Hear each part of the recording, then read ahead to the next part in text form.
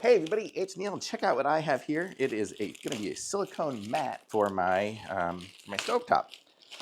So this is what it looks like here. So this is it. That's what it looks like there. So it's got the kind of the little ridges here, and so like my stovetop, you can see it already. I don't know if you can see, but it looks kind of gross just from different stuff on it and whatever. But then I can go like this and put this over it.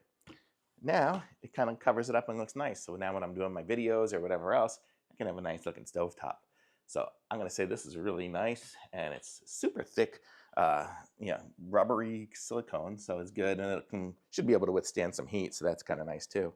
So, and it's, oh, here's the little brand one right there. It's XiFEO. So this is sweet. So I'm just going to keep it on here.